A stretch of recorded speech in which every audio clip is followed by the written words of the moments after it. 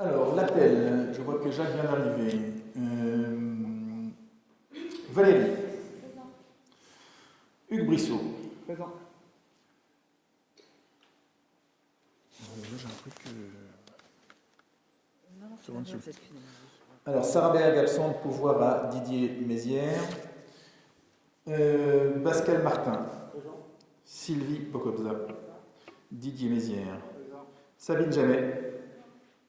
Pardon? Présente.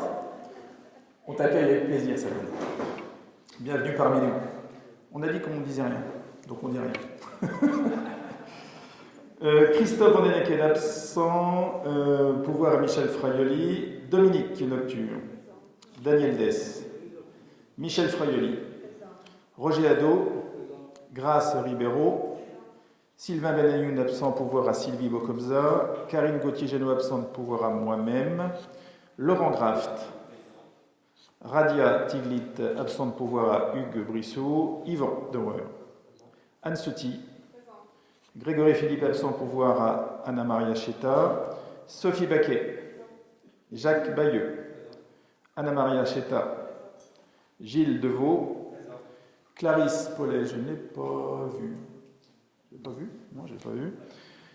Laurence Bernard, absente, pouvoir à Fabien Bignolet. Fabien Bignolet et Aude Misnard. Voilà, donc le quorum est atteint. Merci à toutes et tous. Le traditionnel secrétaire qui doit être nommé. Le dernier, c'était Radia le 4 juillet. Ça aurait pu être Karine Gauthier, mais elle n'est pas là. Sabine Jamet. Pardon? Ah bon? Oui, mais c'était petit lundi. Donc Sabine passe son tour. Mais je ne t'oublie pas pour la prochaine fois.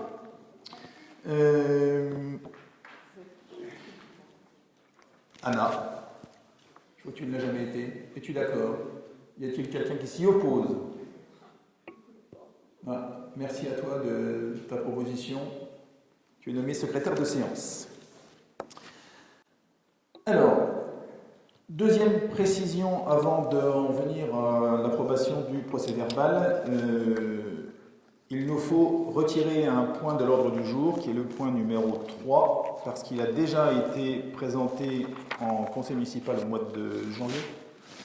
Et il s'est passé entre les mailles du filet, donc il n'y a pas de besoin de le remettre en discussion, puisque exactement dans les mêmes termes, ces créances irrécouvrables ont déjà été votées. Donc je le retire de l'ordre du jour. Approbation du procès-verbal de la séance du 4 juillet. Y a-t-il des remarques? Si oui, je vous lance le micro. Pas de remarques? Qui approuve le procès-verbal? Qui s'abstient? 2 abstentions, 3 abstentions et aucun contre. Merci.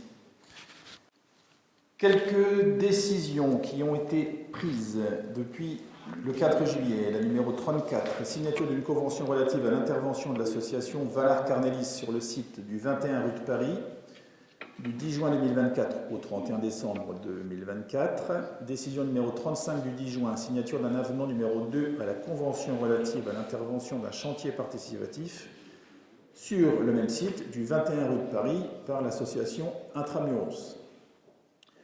Décision numéro 36 du 24 juin, sollicitation d'une subvention d'un montant de 15 173,60 € au titre de la dotation des équipements des territoires ruraux, la DETR, pour l'acquisition et l'installation de 2 panneaux d'affichage dynamique, soit 40% du coût total hors taxe.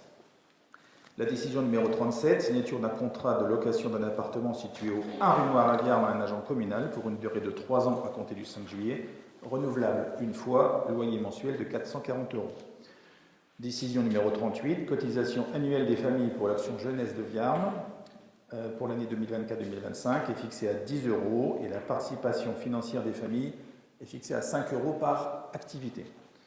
La décision numéro 39, nous sollicitons une subvention d'un montant de 21 335,63 € auprès de la MSA d'Île-de-France pour l'organisation d'un séjour d'été en faveur des enfants et des jeunes de 3 à 17 ans ce qui représente 80% du coût total du voyage, qui s'élève à 28 212,46 €. La décision numéro 40 du 8 août, nous sollicitons également une subvention d'un montant de 61 276,13 € auprès du département du Val d'Oise pour les aménagements de sécurisation aux abords des écoles et axes principaux de Viarmes, soit 80% du coût hors taxe totale qui s'élève à 76 595,16 €. Décision numéro 41 du 29 août, signature d'un avenant numéro 1 au contrat de bail commercial du 21 rue de Paris accordant un mois supplémentaire d'affranchissement du paiement du loyer au preneur jusqu'au 31 juillet 2024. Décision numéro 42 du 29 août, signature d'un avenant numéro 1 au contrat de bail commercial du 8 rue Eugène Lair accordant une année supplémentaire d'affranchissement du paiement du loyer au preneur jusqu'au 31 décembre 2024. Voilà pour les décisions. Alors, nous passons au développement de notre ordre du jour. Le point numéro 1 est un point de RH, ressources humaines, qui est un complément à une délibération, la délibération numéro 31 de 2024. C'est assez complexe. Peut-être aurez-vous besoin d'un éclaircissement par Madame la Directrice Générale des Services. Dans le cadre du lancement du recrutement d'un ASVP, donc un agent de sécurité sur voie publique, en remplacement de l'agent actuel qui va intégrer la filière de police municipale en passant gardien brigadier, il a été constaté qu'il manquait le cadre d'emploi des adjoints administratifs pour permettre le postulat de ce type de candidature. Pour le poste d'agent de surveillance de la voie publique, ASVP, les fonctionnaires ayant le grade d'adjoint technique ou le grade d'adjoint administratif peuvent présenter leur candidature pour autant que le cadre d'emploi soit mentionné dans la délibération relative aux emplois créés. Considérant qu'il appartient à l'Assemblée délibérante de fixer l'effectif des emplois à temps complet et non complet nécessaires au fonctionnement des services et de déterminer par la même les grades qui y sont attachés, il nous est demandé d'approuver l'ajout du cadre d'emploi des adjoints administratifs pour le secteur de sécurité sur l'emploi ASVP. Vous pouvez prendre un Doliprane. Est-ce que tout le monde a compris ? Est-ce que c'est clair pour tout le monde ? En gros, on crée un cadre d'emploi pour que... pourquoi ? Si, mais bon. L'explication est compliquée. Dans la délibération, on dit que pour chaque poste, c'est dit que donc il y a des filières, il y a des cadres d'emploi, et puis il y a des grades. Pour simplifier les choses, la dernière fois, on a toiletté, on va dire, ce tableau des effectifs, de manière à mettre en évidence entre les postes et les grades existants et les cadres d'emploi pour que ce soit plus simple. Pour ce qui concerne le SVP, à vrai dire, seuls avaient été visés les agents territoriaux techniques. Ce qui veut dire que les seuls candidats qui peuvent postuler à ce cadre, à ce poste, doivent être de la filière technique, donc les agents techniques territoriaux. Or, le poste d'ASVP peut être pourvu également par les agents administratifs. D'ailleurs, c'est souvent le cas, on va dire. Donc, pour permettre des candidatures, on a eu de nombreuses candidatures, pour permettre que ces candidatures-là, s'il y en avait une qui pouvait plaire et sied au chef de police, qui puisse recruter cette personne, nous avons la nécessité de monter cette modification, tout simplement. Voilà. Donc, pour faire ça, il faut qu'on ajoute que quand on a un poste de SVP, vous accordez le fait qu'il soit pourvu soit par un administratif de la filière administrative, soit par un agent technique de la filière technique. Merci Muriel. Des questions ? Je porte aux voix qui approuve cette délibération. Unanimité, merci à toutes et tous. Point 2 de l'ordre du jour, un point qui concerne les finances. Vous avez l'annexe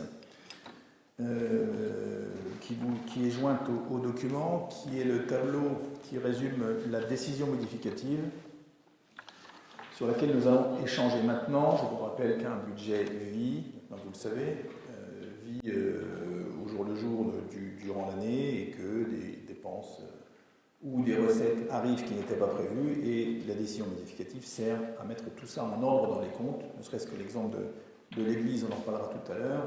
Le sinistre, évidemment, n'était pas prévu, il a engendré des dépenses, il faut qu'on les constate dans les comptes. Alors, le haut du tableau concerne donc le fonctionnement. Vous avez des lignes intermédiaires qui sont un peu plus noires que les autres. On s'intéresse tout d'abord au haut du tableau, les charges à caractère général. On constate dans cette DM une augmentation des dépenses de 111 890 euros. Comment on explique cette augmentation des dépenses? Une dépense de 81 656 sur les 111 000 est inscrite correspondant aux frais engagés pour le sinistre de l'Église. L'avance de l'assurance est inscrite en parallèle en recette. On verra que ce n'est pas 81 656, mais 81 000 qui sont inscrits en recette. On le verra tout à l'heure dans le tableau. Une dépense également de 16 386 euros est inscrite au compte 6184, qui est un versement à la commune d'origine pour la prise en charge de la formation d'un nouvel agent PM arrivé à Viarmes. La commune a acquis en septembre 23 le 75 rue de Paris. Des avances de fonds à hauteur de 3 943 euros ont été réclamées par la copropriété pour financer le ravalement de la façade, qui est fait. Le résultat est quand même assez joli et propre. L'ensemble des frais d'assurance pour la commune s'élève en 2024 à 33 078 euros et nous avions prévu au BP une somme de 30 955. Un complément de 2 123 euros doit donc être inscrit au compte 6161 prime d'assurance. Et pour équilibrer la décision modificative, nous prévoyons une somme de 7 792 euros au compte 6188, autres frais divers. Vous retrouvez les. Alors, dans le tableau, on ne retrouve pas, ce n'est pas explicite les 81 000 euros. Ils sont éclatés dans la ligne entretien et réparation sur autres biens mobiliers pour 14 618, dans la ligne études et recherche pour 27 732 et dans la ligne autres frais divers pour 39 306 euros. Il a fallu cibler les dépenses sur la dépense qui correspondait sur la bonne ligne. Ensuite, au chapitre 67, charges spécifiques, plus 2 966 euros de dépenses. La provision de 1 000 euros prévue au stade du DP pour les titres annulés, en cas de titres annulés sur l'exercice extérieur, était insuffisante. Nous ajoutons un montant de 2 966 euros pour régulariser un titre émis à tort en 2022 sur le budget de la commune. C'est un remboursement EDF. Voilà pour les dépenses de fonctionnement. Pour les recettes de fonctionnement, ce sont les deux colonnes sur la droite. Au chapitre 11, pas de mouvement. Au chapitre fiscalité locale, chapitre 73, plus 53 439 euros de recettes. Dans le cadre de notre budget prévisionnel, le montant des contributions liées au foncier a été inscrit en tenant compte d'une revalorisation des bases fiscales qui nous avait été transmis par l'État sur le foncier bâti à hauteur de 3,9%. Nous avons reçu ce qu'on appelle l'État 1259 qui notifie les bases et qui nous permettent d'ajouter au titre des impôts directs locaux la somme de 38 439 euros et au titre des taxes sur les pylônes la somme de 15 000 euros. Au chapitre 74, les dotations et subventions, ce sont les dotations d'État. La dotation globale de fonctionnement baisse de 87 398 euros. La DNP, dotation nationale de péréquation, augmente de 22 465 euros et la dotation de solidarité rurale, la DSR, plus 46 350 euros. Je crois savoir que les services ont fourni éventuellement une explication à Muriel pour qu'on comprenne les tenants et aboutissants de l'augmentation et de la diminution de cette DGF. Si vous voulez en savoir plus, je pense qu'on peut vous faire un point, sinon c'est compliqué, ça part de là-haut, et il nous explique que la DGF baisse de 87 000 euros. Mais les deux autres augmentent, donc allez comprendre. En tout cas, une baisse nette de nos dotations de 18 583 euros. Au chapitre 75, les produits de gestion courante, c'est l'avance, je l'ai évoqué tout à l'heure, c'est donc une recette en fonctionnement, c'est les 80 000 euros qui est l'avance que nous avons obtenue de notre assurance pour les premières dépenses concernant le sinistre de l'Église. Pour l'investissement, les dépenses d'investissement, au niveau de l'emprunt et dette assimilée, plus 411 euros. au titre des dépôts et cautionnements pour la restitution d'un dépôt de garantie versé dans le cadre de la location d'un logement. Le locataire est parti, nous lui remboursons son dépôt de garantie. Au chapitre 204, subvention d'équipement versée plus 2 000 €, c'est dans le cadre de l'aide au ravalement des façades que nous avions voté en 2021 maintenant. Le projet, vous saviez que dans certains cas, sur un périmètre très précis, la commune, dans des limites bien précises également, subventionnait le ravalement des façades. Et c'est donc là, on est dans ce sujet-là, et dans le cadre de l'aide au ravalement de façade, 2 dossiers ont été payés en 2024 et un engagement est en cours pour un total de dépenses de 8 070,76 €. La demande du 103 rue de Paris a été acceptée et il convient de prévoir une dépense de 2 071 € à ce chapitre. Enfin, sur les dépenses d'investissement, les immobilisations corporelles, plus 91 915 €. Nous souhaitons renforcer la sécurité de nos administrés et on a déposé une demande de subvention au titre de l'aide de la sécurisation des villes et villages par les amendes de police pour l'achat et l'aménagement de bornes rétractables mises en place aux abords des écoles et de feux récompenses pour limiter la vitesse avenue Georges Clemenceau ainsi que pour 20 ralentisseurs. La dépense est inscrite à ce chapitre et s'élève à 91 915 €. On nous parle souvent, et vous aussi j'imagine, de la vitesse excessive partout, dans toutes nos rues. Il convient de prendre en compte quand même ces demandes. Moi je le constate aussi quand je marche, c'est pas systématique, mais on voit quand même régulièrement des voitures qui dépassent les limites. Vous savez que pour l'instant on a 2 radars pédagogiques. Ils ont une certaine efficacité, parce qu'il y a quand même un certain nombre d'étourdis dont je peux faire partie qui dépassent la vitesse, et quand vous voyez le radar qui s'anime en rouge, vous dites « oh là, je vais un peu vite, donc je ralentis ». Alors évidemment, ceux qui s'en fichent et qui veulent aller vite, c'est pas ça qui va les ralentir. Ceci dit, ces radars-là, ils enregistrent aussi tout un tas de données qu'on récupère régulièrement et qui nous donnent le nombre de véhicules passant dans un sens puis dans l'autre, et le total des deux évidemment, et nous donne aussi les vitesses moyennes et les heures à laquelle c'est fait, en fonction du jour, et donc ça nous donne des graphes que j'avais essayé de vous montrer, mais ça n'était pas très efficace à la dernière réunion d'adjoints. Je vous le remontrerai, et si ça peut éventuellement être montré à tout le conseil aussi, hein, c'est pas de problème, où on constate que, évidemment, que ce soit Curie, Clemenceau ou Saint-Ladre, puisque les panneaux ont été bougés sur ces trois rues-là, le 30 à l'heure, bon, on oublie un petit peu. La plupart, quand même, sont aux alentours de 50. Donc en fait, j'ai l'impression que psychologiquement, tout le monde reste sur la limite de 50, qui était un peu historique. Le 30, pas du tout respecté. Et sur les grosses artères, il faut bien constater quand même qu'il y a beaucoup de gens qui passent entre 70 et 80. Le record avenue Clemenceau, ça doit être dans les 140 km/h. Aux alentours de 23 heures, pas très tard en plus. Je ne sais pas comment il a fait même, 143, je ne sais pas. Donc il y a ce problème-là, il faut en tenir compte. Donc, l'autre discussion qu'on a avec les parents d'élèves, c'est la sécurisation des abords de l'école. Dans la demande de subvention, il y a 2 bornes de prévues, donc c'est des bornes, les vraies bornes, qui montent et qui descendent toutes seules, qui sont éclairées, on peut régler les horaires d'action pour les rentrées. Et enfin, 20 ralentisseurs, parce qu'à un moment, il faut quand même essayer de trouver des solutions pour faire ralentir. Alors le ralentisseur, ce n'est pas le gendarme couché qui traverse toute la route et qui est plus ou moins efficace en fonction du respect qui est mis à la réglementation, puisque vous savez qu'il y en a beaucoup qui sont en dehors des clous. Ils sont efficaces. Malheureusement, la loi interdit un certain degré de pente, de dépasser un certain degré de pente. Et quand on respecte la loi, bon, bah, c'est pas très efficace. On en a quelques-uns dans notre environnement qui sont plutôt limites, mais qui sont par contre très efficaces, et là, la vitesse ralentit fortement.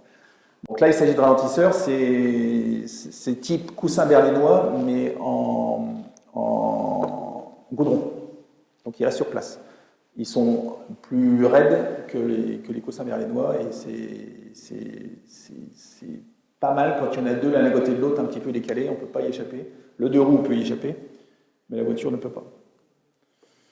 Bon, j'ai bon espoir que cette demande de subvention aboutisse parce qu'on investit beaucoup dans la sécurité de nos habitants avec notamment nos PM et les investissements qu'on fait dans la PM avec les radars et les tests anti-alcool, anti-herbe,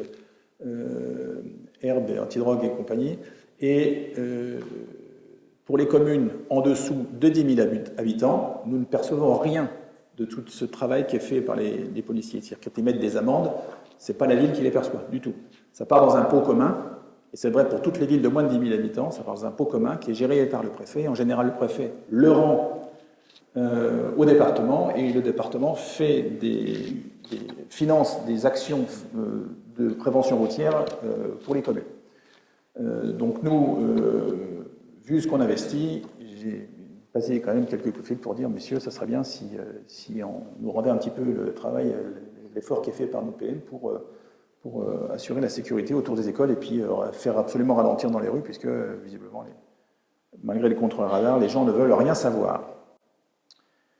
On peut échanger là-dessus, hein, si vous avez des questions. Oui, Laurent, avec un micro, parce que, tiens, je te le jette. Parce que sinon, à l'enregistrement, on n'entendra pas.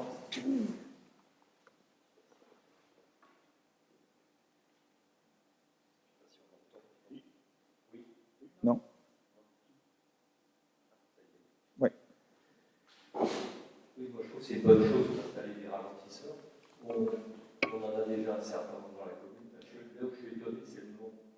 Parce qu'on en a bien une bonne dizaine, je pense, dans la commune. Il y en a qui sont très bien d'ailleurs, du droit humain, qui sont très bien faits. Ça ralentit sans créer de secours, sans créer de danger. Je trouve que 20, c'est énorme par rapport à une moyenne de peut-être de 15 par commune, globalement. Ça peut énerver, agacer, alors il faut jouer la sécurité, je suis d'accord, je dis que le monde va avancer. Après, il faut voir aussi la nature des ralentisseurs, parce que ce sont des poussins berlinois ou des systèmes de ski. Alors il y a des normes de sécurité pour qu'ils soient acceptables, pour qu'ils soient improvisants, parce que pour des deux roues, c'est plus ou moins pratique. Et par exemple, il y en a un qui a été réparé, alors surtout quand ils sont dans des ponts, il y en a un qui a été réparé qui est rue de la Gare. Comme il y a des réparés, quand même, il y a des signalés que c'est particulièrement puissant. Donc il y a quand même un danger lié à ces ralentisseurs. Et donc, on sera intéressant de savoir où ils vont être positionnés. J'espère sur les gros axes où il y a de la vitesse. Donc, tu parles de 140 km/h. Nous, ce week-end, on était sur la départementale au-dessus. J'étais la fond de la vitesse autorisée. Je pense qu'il y avait un 150, 160. Donc, c'est vrai qu'il y a des énormes chauffards. Maintenant, il faut les mettre sur des gros axes. Il ne faut pas que ça devienne un irritant total parce qu'on enchaîne les ralentisseurs. Eh bien, tu sais quoi, ce sera une discussion pour l'instant. Alors, c'est une demande de subvention, donc on a vu large. Si on n'en commande que 10, on solliciterait une subvention correspondant à ce qu'on aura fait comme travaux.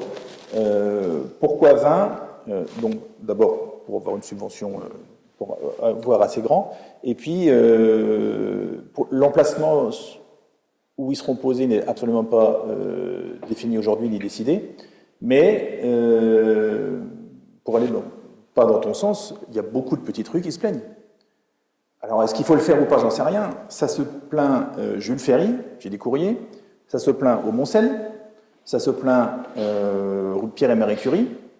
Ça se plaint avenue Gambetta, à Boran. Tout ça, j'ai des gens qui me disent c'est une folie, faites quelque chose. Claude Peter, tu vas me dire. Voilà. Ben, en fait, c'est vrai partout. Jean Jaurès. Donc mais le problème, c'est que j'ai l'impression que c'est partout. Il faut savoir qu'en France, on a 36 000 communes, 35 000 communes, on a 450 000 ralentisseurs. On est champion du monde. Et les ronds-points aussi. Les ronds-points aussi qui ont démarré en France.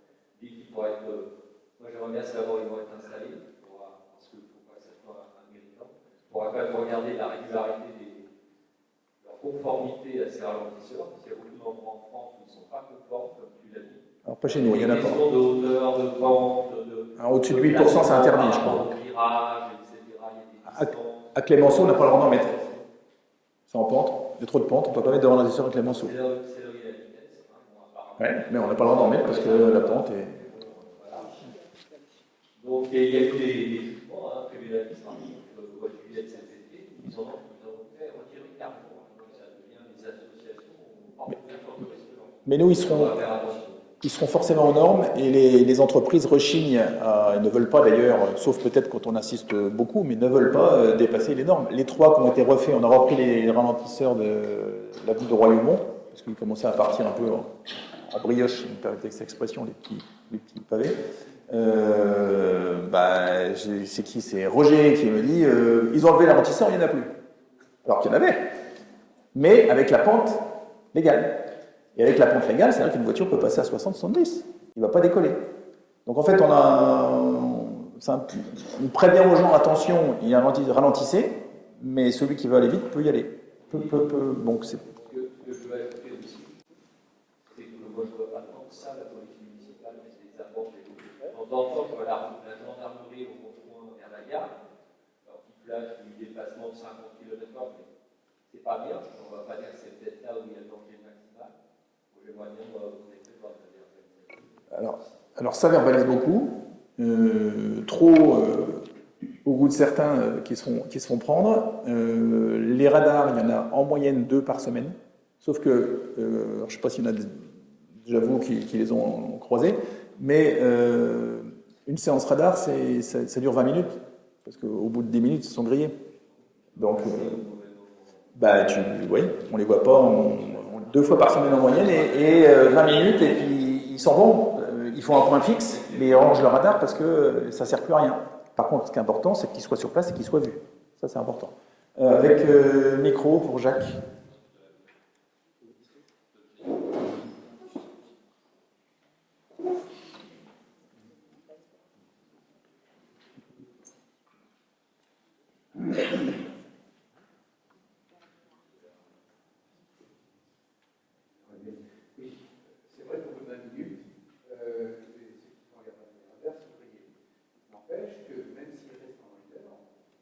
Il y a un moment de prévention. Moi, je suis stupéfait qu'on dit au bout d'un minute, on est grillé, donc on s'en va. Non. Ils rangent le radar. Voilà, j'ai l'obligation de participer des gens. Peut-être au bout de 10 minutes, un quart d'heure, il y a peut-être 2 heures grillé. N'empêche qu'on reste 2 heures. Et pendant 2 heures, il y a de la prévention qui est faite. Et c'est vrai que moi, je suis étonné qu'on dise on s'en va au bout de 2 heures. Non, mais je me suis mal exprimé. Ils s'en vont pas, ils rangent le radar, mais ils font leur point fixe. Ils restent pas 2 heures. Sur la route Jean Jaurès, de plus en plus, elle est utilisée un peu en déviation de la route Paris à cause des travaux. Et phénomène nouveau, je ne sais pas si vous l'avez constaté ailleurs, on roule sur les trottoirs. Ça, c'est un phénomène nouveau. Et regardez les trottoirs, comment ils sont en train de s'habiller dans la route Paris, c'est lié aux gens qui roulent sur les trottoirs. Yvan. Oui, alors, moi, par principe, je suis contre les ralentisseurs. Je ne comprends pas qu'en France, on soit obligé de pénaliser toute une population pour 5% de contrôle. À un moment, il faut... Écarte un peu ton micro parce que c'est un peu sourd. Oui. Donc, à un moment, il faut aussi sanctionner les contrevenants à outrance, tolérance zéro, et arrêter d'emmerder toute une population pour 5% d'individus. Et tu vas en Angleterre, il n'y a quasiment pas de ralentisseurs, tu vas en Belgique, très peu, tu vas... Et en France, il y en a partout. Parce qu'on n'a pas trouvé, on ne sait pas comment gérer le problème, je veux dire, de la délinquance ou des délinquants. À un moment, il faut sanctionner la France. Moi, je préférerais que les rachètent en radar supplémentaire, pour que les mecs qui travaillent une journée en déplacement et en faisant des actions spot régulières, en communiquant sur ces actions après les résultats de ces actions sur les réseaux sociaux, pour bien comprendre, faire comprendre à la population plus ou moins délinquante qu'à un moment, il y a plus de défense, quoi. Et là, on a l'habitude dans ce pays de tirer tout vers le bas pour l'adapter au mauvais. Et c'est le cas des ralentisseurs, on fait chier tout le monde. Pourquoi les autres pays n'ont pas besoin de ça pour s'en sortir? On est peut-être un peuple un peu dissipé aussi, quelque peu latin, quelque peu qui cherche toujours à contourner les lois. Tu prends l'exemple des Anglais, évidemment, c'est pas le même mental. Klaxon aussi. Plus on va dans le nord, plus ça respecte les règles. Hein. Ça, je crois qu'on peut le dire. Dominique. Mais qu'il y a aussi des problèmes avec les trottinettes. Je vois des gamines passer à 2, à 3 à geste, sans casse, sans rien. J'ai même vu un papa dans le tournant rue du Baudron avec une gamine de 3 ans, 4 ans, dessus, devant lui. S'il était arrivé une voiture en face, il était mort. Tu as raison, ça mérite aussi, et les règles ne sont pas du tout respectées. Donc, la police municipale rentre dans une période de 3 mois de prévention. Quand ils croisent quelqu'un, alors le casque, je ne suis pas sûr qu'il soit obligatoire, hein. Il est conseillé, mais je crois que c'est le gilet jaune qui est obligatoire, un système de frein et tout seul sur la trottinette. 2, c'est interdit, et une assurance aussi. Donc on rentre sur 3 mois, ils vont à chaque fois donner un papier aux jeunes, éventuellement dans des cas un peu compliqués, ils emmènent tous prendre la au poste, ils appellent les parents, venez chercher votre enfant là, parce que là ça va pas bien. Et à partir de janvier 2025, donc je le dis pour ceux qui nous écoutent et qui nous écouteront quand la retransmission sera en ligne, à partir de 2025, il y aura des verbalisations et des saisies d'engins. Voilà. Parce que ça devient effectivement du n'importe quoi. Il y en a qui vont à une vitesse, ça passe que de Paris, une vitesse, si jamais il a un choc, je l'imagine se faire arrêter là sur 1,50 m de lui, il fait un vol, mais dramatique. Hein. C'est vrai. Nous étions, donc c'était une discussion sur la demande de subvention en cours. Il y a encore une question là-bas, il faut replacer le micro au bout. Alors on nous dit, pour ceux qui écoutent, que les vélos non plus ne respectent pas le 100 km/h, le 50 km/h. Ah ouais. Ouais, si. Ok. C'était le chapitre 21, la demande de subvention. Pour les recettes d'investissement, emprunt d'état civil au chapitre 16, dépôt de garantie de 440 € pour le level entrant dans pour la locale commerciale du 21 rue de Paris. Non, pour un logement, pardon. Pour un logement, on a parlé tout à l'heure du mouvement, et du local commercial du 21 rue de Paris à hauteur de 2600 €. Subvention d'investissement plus 91 357. Donc le projet de sécurisation proposé au titre de l'aide à la sécurisation des villes et villages par les amendes de police est subventionné à 80% des dépenses. Recette attendue de 61 000 €. L'instruction de la demande de versement de la subvention leader pour le 21 rue de Paris n'a pas permis de percevoir le montant prévu initialement, qui était de 321 304 € en raison de travaux réalisés au-delà des dates conventionnées. La somme versée finale est de 285 891 €, soit une moins-value de 35 413 €. La commune a perçu des soldes de subventions qui n'étaient pas prévus au budget. La décile 2022 pour le tiers-lieu, 61 770. Et la subvention régionale budget participatif pour l'ouverture au public du parc du Hêtre-Pourpre et le parcours pédagogique, 4 000 €.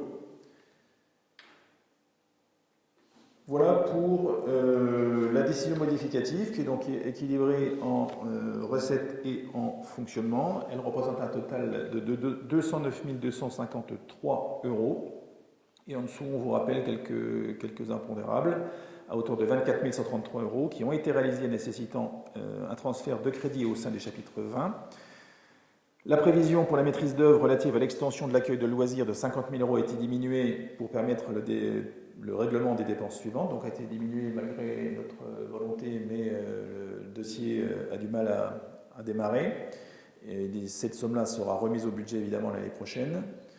Elle a été diminuée donc pour financer quoi? Pour financer 5 580 € de maîtrise d'œuvre pour l'éclairage public, 7 059 € pour le 21 rue de Paris, le paiement de la maîtrise d'œuvre, 4 390 € pour le théâtre de verdure, maîtrise d'œuvre également, 864 € d'annonce pour l'appel d'offres phase 2 de l'église, les 4 façades, 6 240 € pour le filtrage au niveau des serveurs des 2 écoles. Ces filtres placés en amont des serveurs sont une obligation, ceux en place ne sont plus d'actualité et les licences sont périmées. Voilà pour la décision modificative. Est-ce qu'il y a d'autres échanges sur ce point finance, avec un micro qui est à côté de Sophie?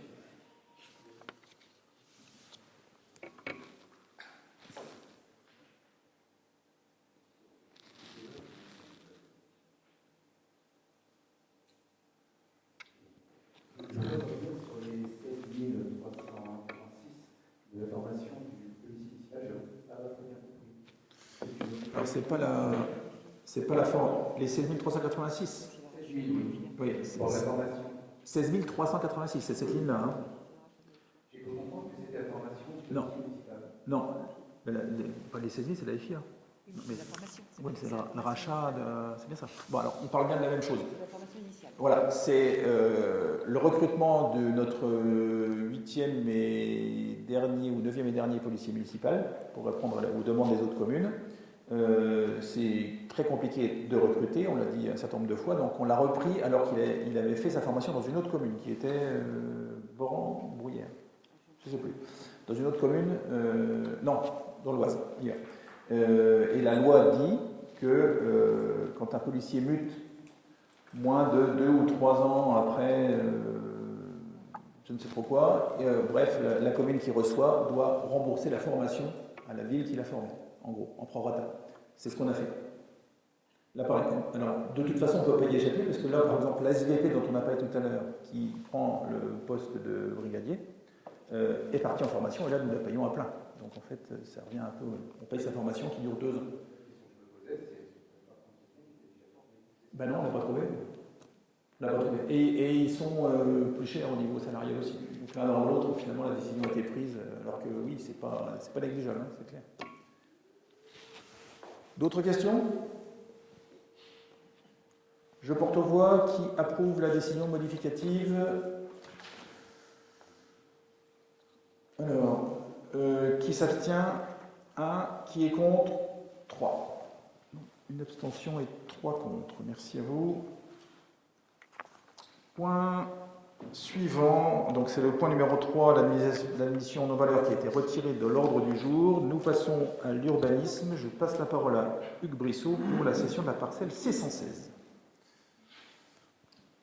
Alors, session de la parcelle C116 à la C3PF. Alors, dans le cadre de l'instruction d'un projet général au sein de la communauté de communes Carnet Pays de France, une action d'acquisition foncière sur plusieurs communes du territoire a été engagée. Ainsi, la communauté de communes Carnet Pays de France nous a informé de son souhait de procéder à l'acquisition du bien cadastré section C numéro 116 d'une contenance de 166 mètres carrés, compris dans le secteur public et pénitentiaire, classé en zone NCE dans le cadre d'urbanisme de la commune de Lyon. Cette parcelle est nécessaire pour la réalisation de l'accès aux 5 terrains familiaux locatifs demandés dans le schéma départemental d'accueil des habitats des gens du voyage et proposés sur la parcelle cadastrée section C numéro 115. Sur la base de l'estimation de l'ensemble des terrains du secteur établi par la direction de l'immobilier de l'État, évaluant à 265,60, il est demandé au conseil municipal d'autoriser M. le maire ou son remplaçant Claude Attachement à céder la parcelle cadastrée, donc cette section C numéro 116, à la communauté de communes Carnet Pays de France au prix de 7 € du mètre carré, soit 1 162 €, et à signer tout document se rapportant à cette demande. Les notaires seront à la charge de la communauté de communes. J'imagine qu'il y a des petites questions. Non? Pas de questions?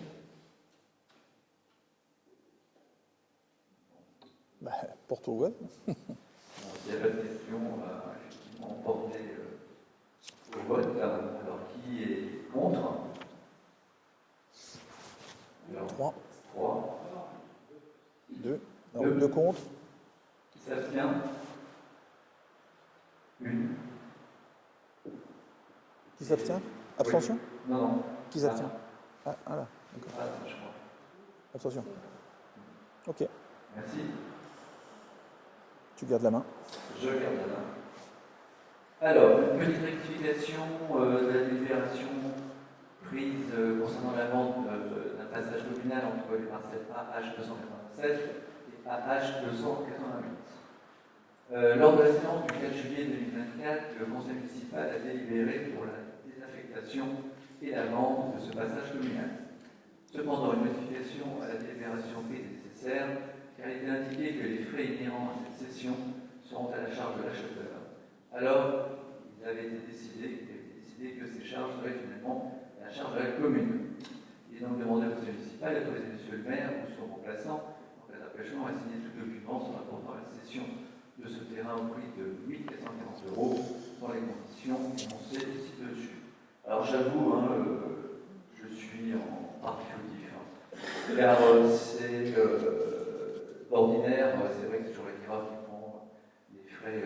charge. Mais là, il y avait une demande de la part de l'acquéreur que la commune prenne en charge ces frais, parce que la contrepartie, c'était la non-discussion, on va dire, d'une réduction du prix, puisque ce prix, cette valeur était estimée par les domaines, et que je ne voulais pas rentrer dans une négociation sur le prix. Donc, on avait décidé, comme il y avait lieu de faire passer un géomètre pour que la sample puisse être rétrocédée, on avait dit qu'on prendrait donc l'ensemble des frais relatifs à cette opération. Enfin, honnêtement, il va y avoir aux alentours de 200 euros de frais de notaire. Est-ce qu'il y a des questions? Non. Donc en fait, c'est juste de rectifier la déclaration. Qui est contre? 2, 3. Abstention? Le reste, merci. Merci Hugues. Affaires générales, point numéro 6, convention avec France Régie, c'est de la communication. Michel. Le muséum municipal de Sources-Vernoise est publié 30 fois par an. Et l'impression de ce magazine est entièrement financée par la publicité. Le démarchage et la régie publicitaire sont gérés par la société France Régie. Cette convention arrive à son terme en 2024. Il y a lieu d'en rédiger une nouvelle qui fixera les termes de la collaboration entre France Régie Édition et la mairie de Carmes pour les parutions de l'année 2025. Il est annoncé que 3 parutions sont prévues, mars, juin, octobre, pour l'année 2025. Il est demandé au conseil municipal d'autoriser M. le maire à signer la convention établie avec France Régie en vue de l'édition de l'administration. C'est un prix actuel comme les autres années à cette époque. Mais qu'est-ce que tu vas dire?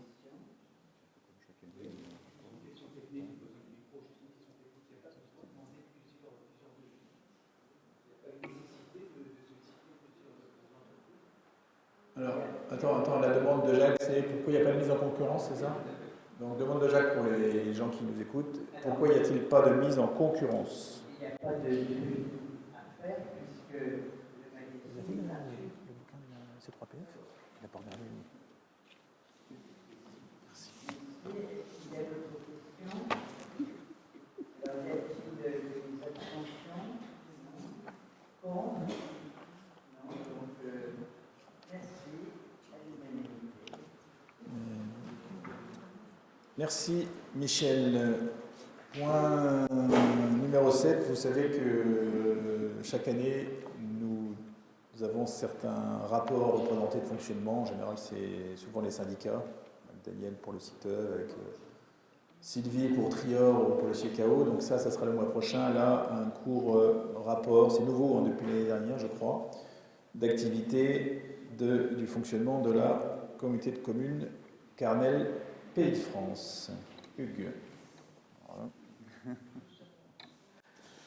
Bon, je vais vous dire la vérité, je n'ai pas vraiment eu le temps de compulser, mais c'est un rapport donc, qui revient chaque année au devant de notre Assemblée.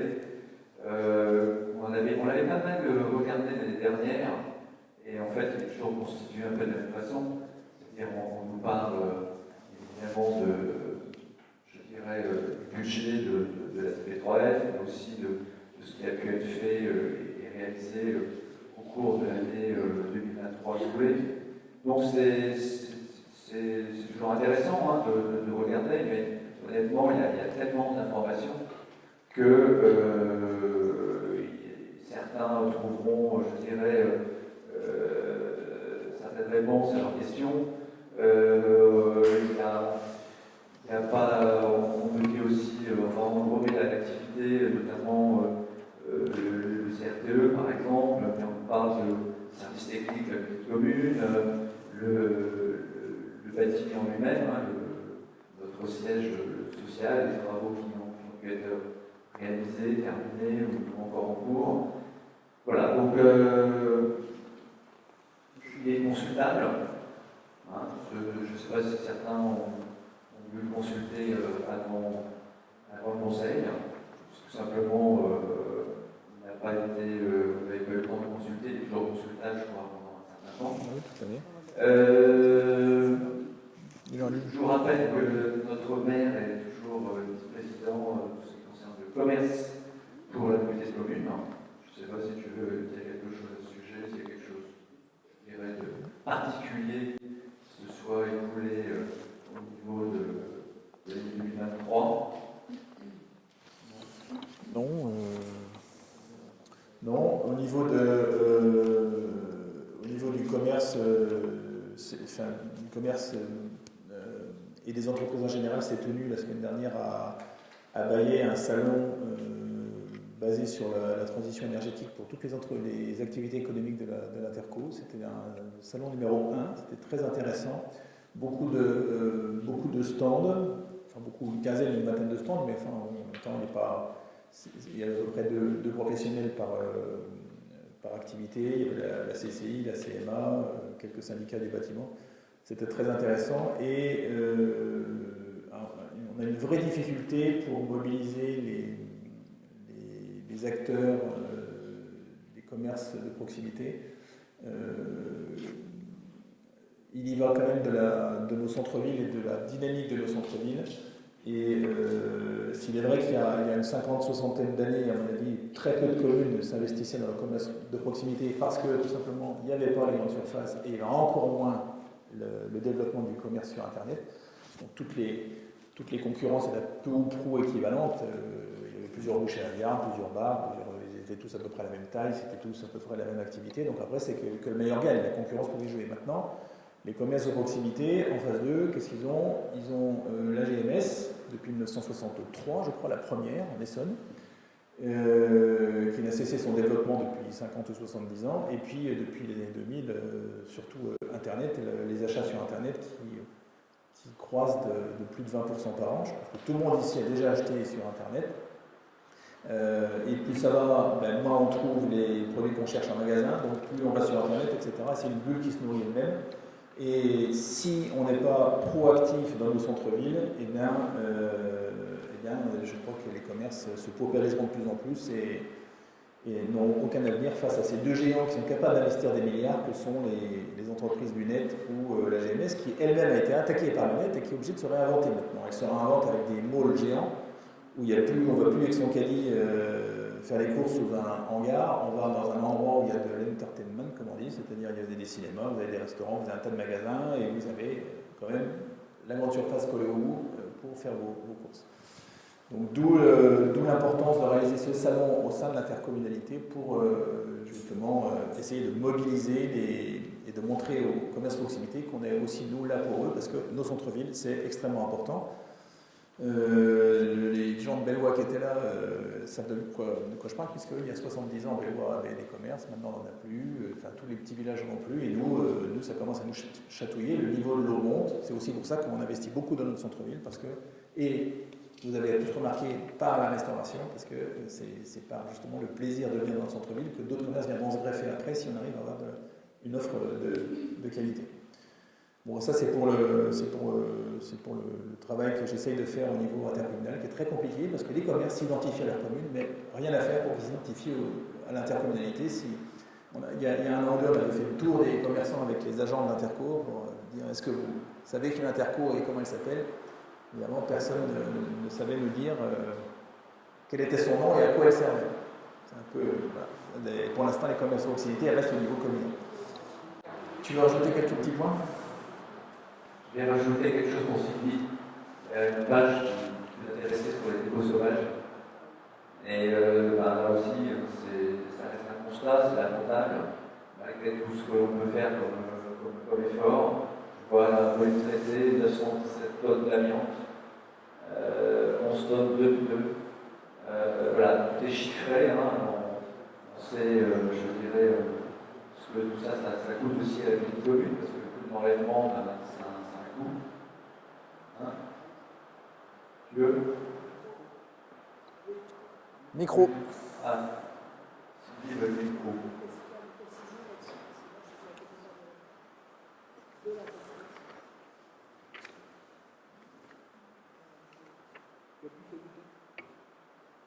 Qu'une fois, appuie une fois seulement. Appuie une fois et attends. Non, mais on appuie. On attend qu'il se mette au vert.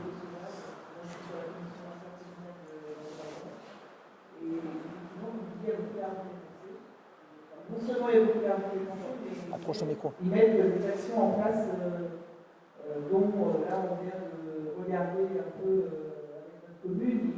Ils vont nous proposer de mutualiser un achat de barrière pour essayer de protéger un peu nos accès. Et je peux vous dire que voilà, il est déjà désabusé parce qu'il sait que une bonne partie des barrières qu'on va mettre, elles risquent d'être cisaillées. Pourtant, ce sera des barrières avec acier à l'intérieur. En fait, à chaque fois qu'on regarde un accès, on se dit oh, bah, ils vont la casser, ça va servir à rien, etc. On va quand même les mettre parce qu'en fait, on est optimiste. On se dit que les citoyens vont aussi besoin de sentir qu'on met des actions en place pour essayer de. Parce qu'il faut savoir aussi que c'est des services techniques qui interviennent même si ce n'est pas sur notre commune. Ça veut dire que quand c'est derrière la gendarmerie là-bas et que c'est sur la commune derrière, bah, nous on va les ramasser quand même parce que c'est chez nous nos services techniques. Il y a plein de petits endroits comme ça. Donc, en fait, moi je fais un appel à la citoyenneté. Soyez actifs et vigilants autour de vous et n'hésitez pas à nous appeler pour constater les dépôts tout de suite. Parce que c'est vrai que c'est des travail pour nos services, mais en même temps, c'est colossal le montant qu'on dépense. Il faudra qu'on fasse un moratoire de toutes les heures qui sont passées par nos services d'espaces verts, qui des fois font des espaces, c'est pas des espaces verts, c'est des espaces ramassage des eaux sauvages. Et la Franco fait pareil. Oui, et puis, ce qui a l'air de fonctionner quand même pas trop mal, c'est qu'on peut mettre des caméras à des endroits un peu sensibles. C'est un peu, bon, je parle des Olivier, on a déjà un peu des souhaits dans cette commune en mettre à des endroits précis où c'est récurrent, donc ça peut commencer à porter ses fruits, mais c'est vrai que c'est un combat qui ne s'arrête jamais, quoi, parce qu'il y a toujours, je dirais, certaines personnes qui trouvent plus judicieux d'aller mettre tout ça comme ça n'importe où que d'aller en déchetterie, alors qu'on a tout ce qu'il faut dans nos communes. Voilà, donc, oui. Donc voilà, donc il y a plein de choses comme l'année dernière. Je vous invite à parcourir. Après, comme je vous disais, tout le monde n'est pas sensibilisé sur les mêmes problématiques, mais il y a des chiffres, il y a pas mal de choses qui permettent d'affirmer, malheureusement, que pour certaines choses, ça ne s'arrange pas. Voilà, de toute façon, il n'y a pas à côté là-dessus, je crois. Non. Juste à cette information. Merci Hugues. Voilà, l'ordre du jour est maintenant terminé. Est-ce que... alors, j'ai pas eu de questions, peut-être pas.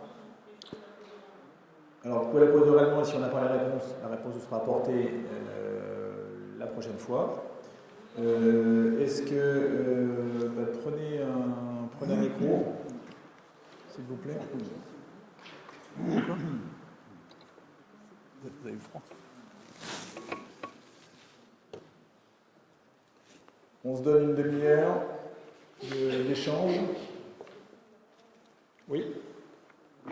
Après, si les adjoints, en fonction de dans leur délégation, ont des choses à dire, vous interviendrez ensuite. Oui, moi j'ai une question sur la décision numéro 42. Sur la liste supplémentaire d'attribution supplémentaire. Oui. Oui. Pourquoi est-ce qu'on doit... Parce que c'est un... Alors, la jeunesse du projet, d'abord, c'était annoncé dans notre programme de créer un tiers-lieu, on l'a fait. Il est très beau, je ne sais pas si tout le monde y est déjà allé, mais je vous invite à y aller et à en parler autour de vous. Elle se démène beaucoup, la dame qui a pris. Franchement, c'est son bébé, elle travaille beaucoup dedans. Mais à ce jour, elle a du mal à trouver sa clientèle. Et pour l'instant, si on lui demande de payer le loyer qu'elle devrait payer selon le bail, c'est pour fermer, quoi. Donc on l'accompagne encore pendant quelques temps, en espérant que là, il y a deux nouveaux qui viennent d'arriver.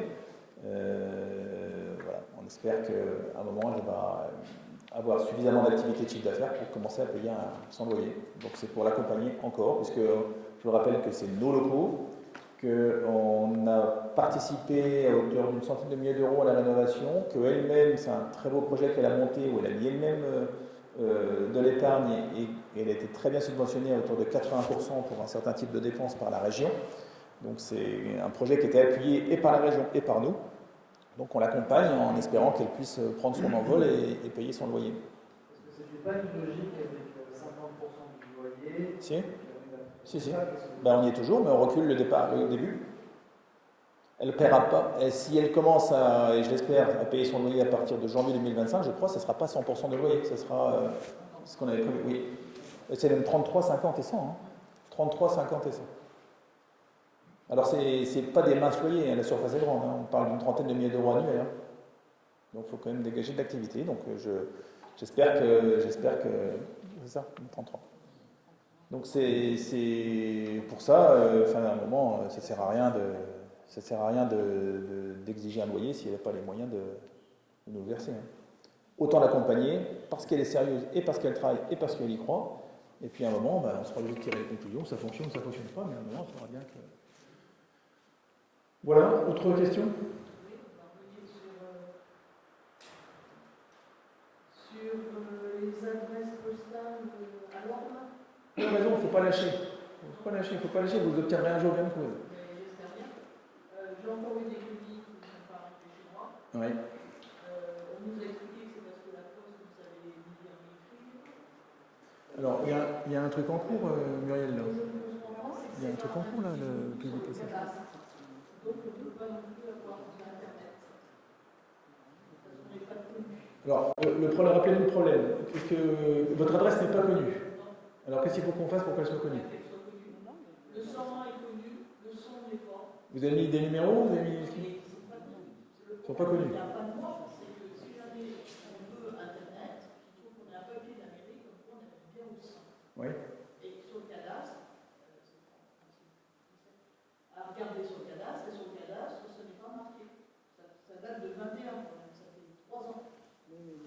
En 3 ans, la mairie n'a pas été capable de mettre des petits numéros sur Vous savez bien qu'on est capable de pas grand-chose. Je sais bien. On passe notre journée à jouer au Lego. Vous savez, il y a plein de gens qui construisent des maisons. À mon avis, avec Clémenceau, les divisions qu'il y a eu, certaines malheureuses par ailleurs, on n'est pas intervenu pour qu'ils aient une adresse et ils l'ont, hein, donc je ne sais pas. C'est vous qui avez décidé ces numéros à la loi. Oui.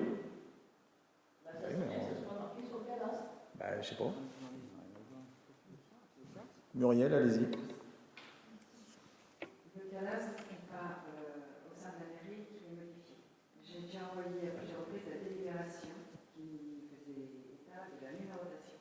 Donc je vais réenvoyer au sein de l'État, parce que c'est le sein de l'État qui est passé le cadastre, ça c'est nécessaire. Je vais regarder sur la base d'adresse locale, enfin ça s'appelle maintenant nationale, voir si c'est identifié. Je vais donc faire tout le nécessaire encore une fois. Il n'y a pas de souci.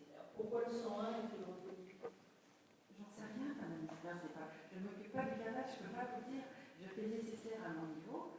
Voilà, j'en suis là. Je vais relancer encore, revérifier ça dès la semaine prochaine. D'accord. Peut-on vous envoyer quelqu'un qui aurait un certificat comme quoi il habite bien au centre?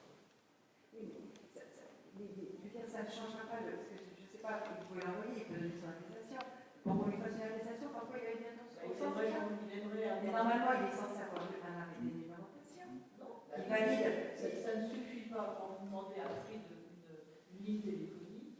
Alors c'est un autre. Alors voilà, alors c'est autre chose. Si vous parlez de fibre, ce n'est plus tout à fait. Alors je comprends la problématique.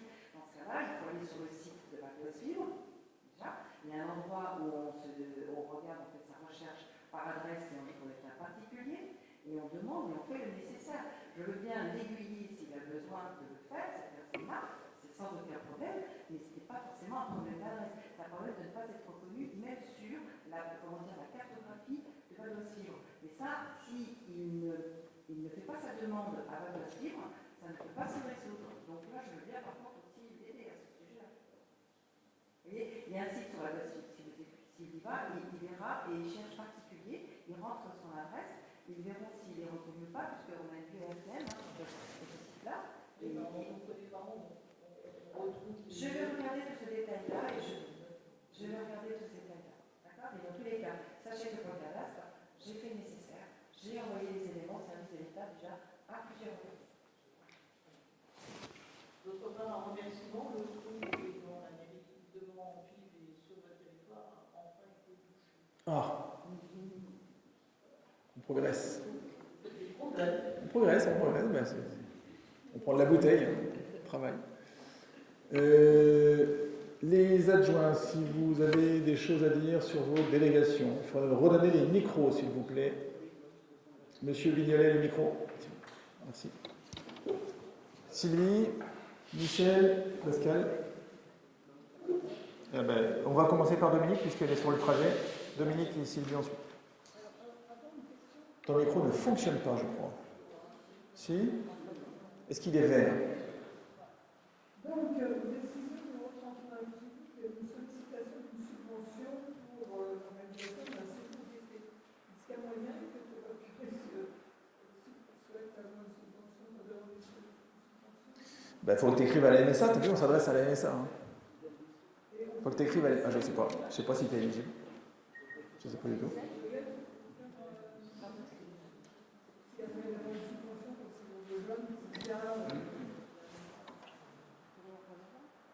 Oui.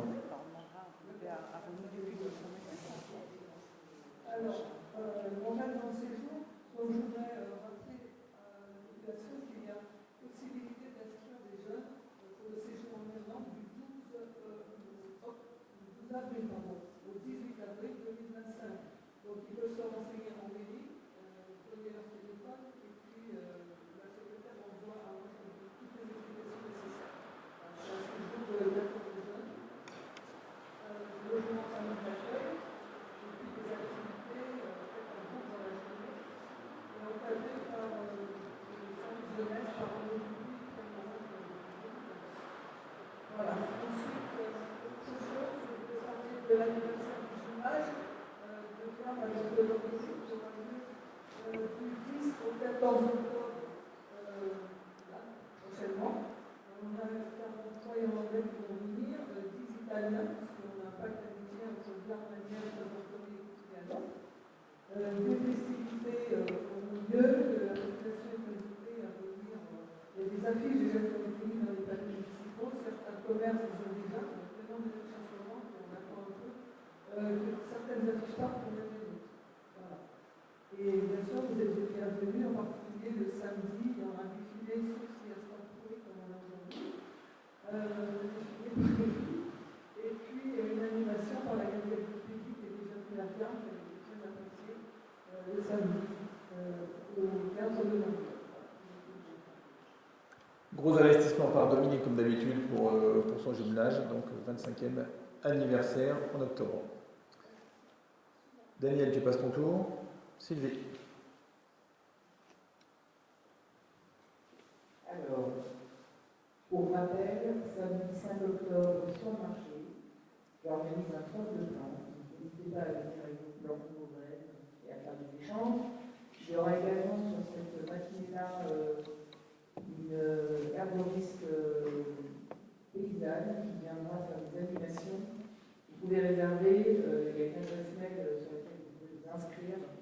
C'est gratuit, offert par la mairie.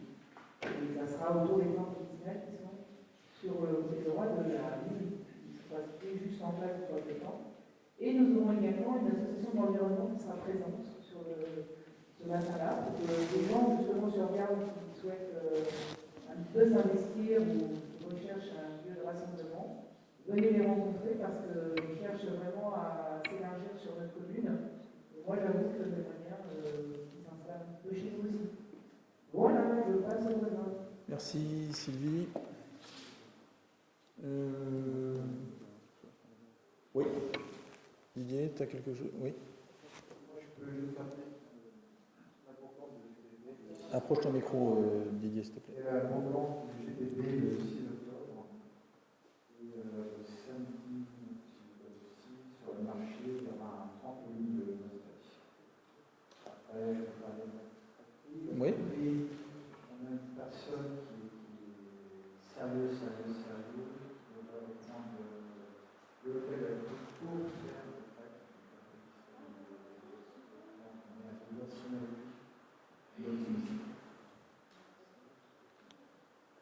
Merci Didier. Hugues.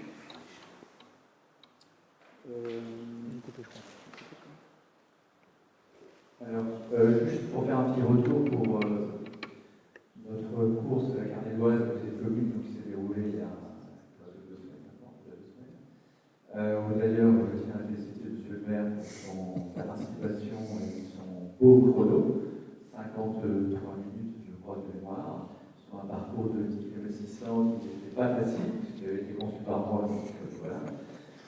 Donc félicitations, puis ça nous a fait vraiment plaisir de le voir courir, parce que toujours qu'il court, on ne le voit pas, donc on a pu le voir. Il n'y avait pas d'excuses, comme il est vu. Donc ça a été une participation très importante, puisqu'on a eu à peu près 800 personnes qui sont venues courir sur le parc de Toulouse. On a eu beaucoup de chance, il faisait froid, mais il y a eu du soleil. Et je tenais à remercier tous les bénévoles et les services techniques de la commune de Vierne qui œuvrent chaque année pour la mise en place de l'arche de l'arrivée des départs.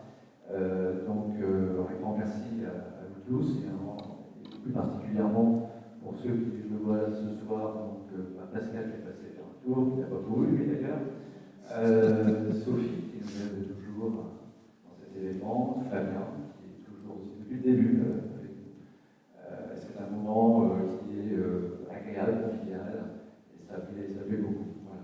Je voulais tous remercier. Bravo à toi aussi parce que tu portes le projet finalement. C'est un projet intercommunal, c'était son 9e édition, c'est ça? C'était la 9e édition. L'année prochaine et tu Alors, pour prends en charge grandement. la 10e édition, on va essayer de fêter ça et on va essayer de modifier un petit peu les choses. On va commencer à y travailler. Alors, il y a plein d'idées qui nous viennent, mais bon, il va falloir qu'on se décide pour savoir vers quelle formule on va aller. Voilà, merci. Alors, vous avez peut-être vu passer sur les réseaux une information au sujet de la résidence de personnes âgées. Nous avons ouvert la location, avec, évidemment, c'est également possible, l'autorisation, aux étudiants de moins de 25 ans. C'est un essai, évidemment. Ce n'est pas quelque chose de définitif si les jeunes ne s'intègrent pas bien, mais dans un premier temps, on va voir comment ça se passe déjà. Il y a eu pas mal d'appels pour avoir des renseignements à ce sujet. Il n'y a pas que les étudiants, il y a aussi ceux qui sont en situation de recherche d'emploi. En emploi. Sous condition de ressources. C'est une location, il y a des conditions de ressources, il y a ce qui s'ensuit pour une location lambda. Et puis, annoncer à nos seniors que la commande des colis de fin d'année est passée. Donc les conditions sont les mêmes, 70 ans, et puis étant inscrits sur les listes électorales viamoises. Voilà.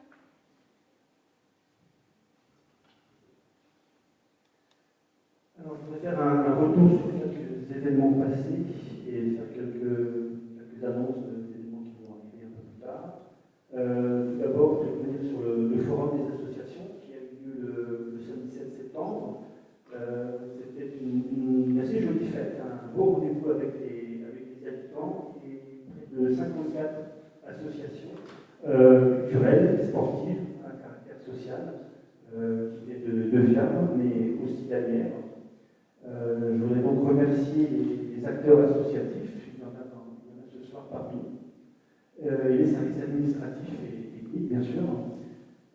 Je trouve que c'est un bel exemple de réussite intercommunale entre nos deux villes. J'en profite pour remercier nos collègues d'Anières-sur-Oise. Quelqu'un m'avait demandé la date de la prochaine édition. C'est pas de Dominique. Ouais, je la connais pas. Je la connais pas, mais ce sera probablement le samedi 6 septembre.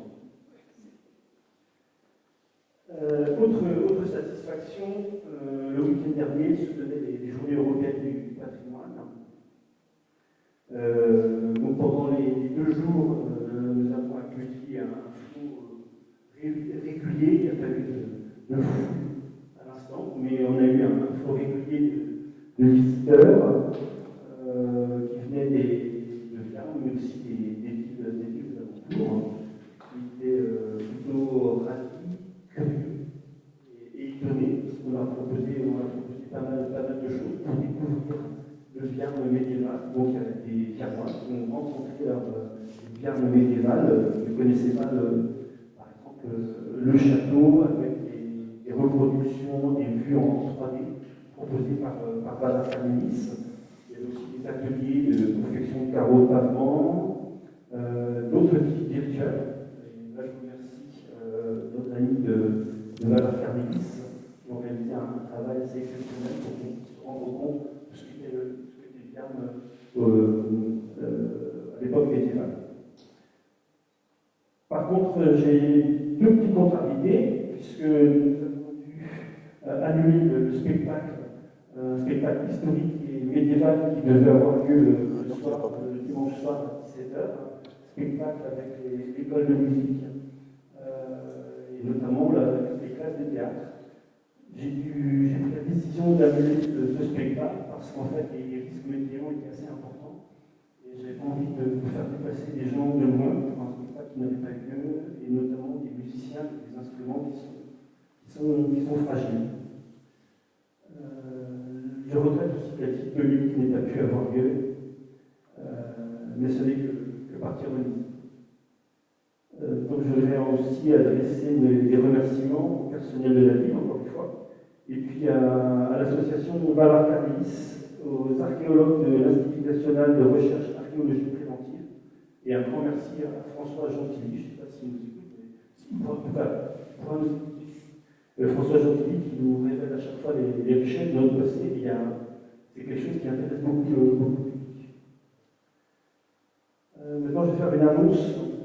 L'annonce de la mise en place des 4 panneaux de graffiti, les fresques qui avaient été trouvées rue du Baudron.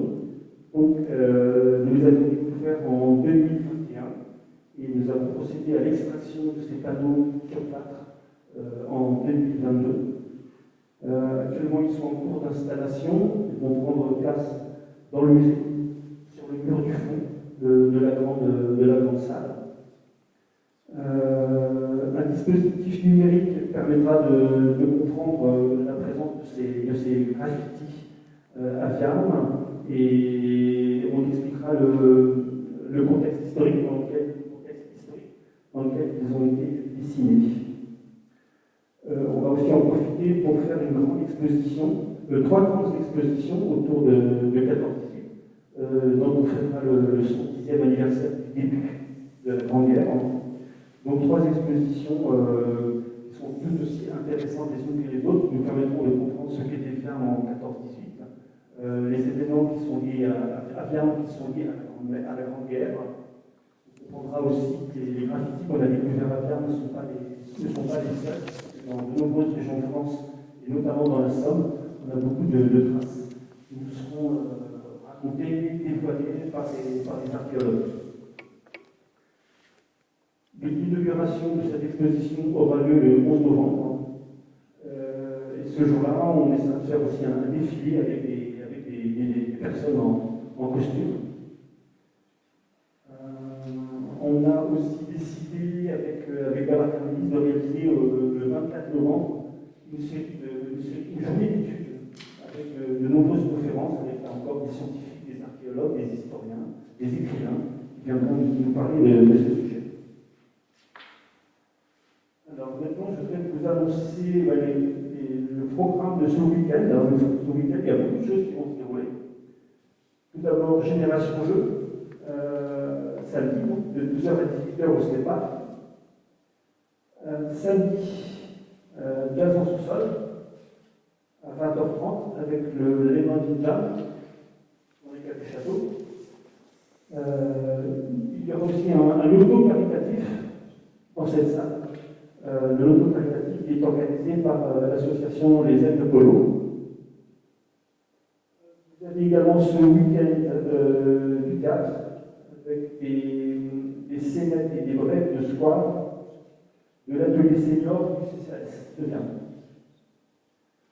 Un événement sportif également ce week-end, la Coupe de France, puisque le club de l'OPA s'est qualifié, a passé déjà 3 tours, et là il va rencontrer l'équipe de Fleury. Alors l'équipe de Fleury, c'est un beau challenge qui les attend, parce que l'équipe de Fleury joue 7 divisions au-dessus. Donc, il va falloir batailler. Dernière chose, mais j'aurai l'occasion de revenir dessus, mais on avance déjà, c'est le fait que l'année prochaine, on va faire beaucoup d'événements musicaux autour du 20e anniversaire de l'école de musique. Et le premier événement, ce sera le 25 janvier avec un beau récital de piano qui aura lieu en cette salle. Voilà. Merci Pascal.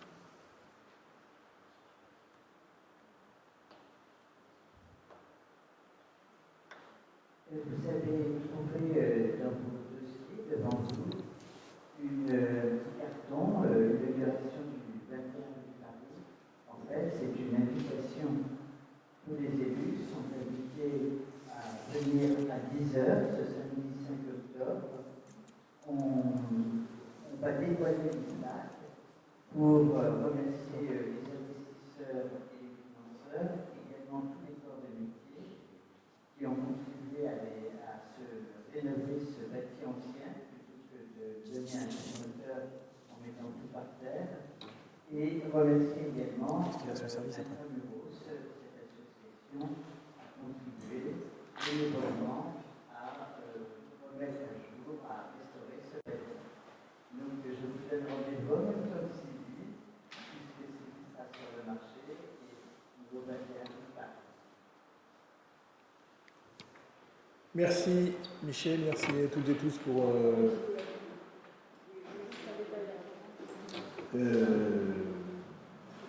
est-ce qu'on peut avoir le micro pour Sylvie? Un détail. Non, mais un détail, c'est... Qu'est-ce que tu appelles un détail? Une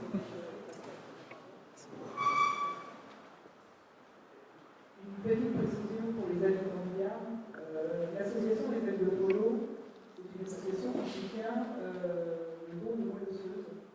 Et une information pour ceux qui ne sont pas au courant, le mois de septembre, c'est le mois en or. C'est le mois pour le cancer pédiatrique.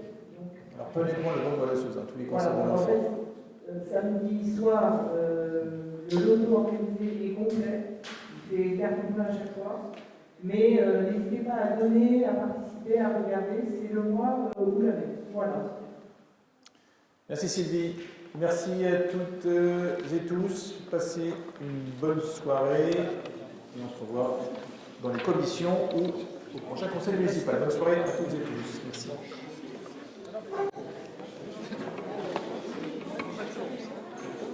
Thomas Roule.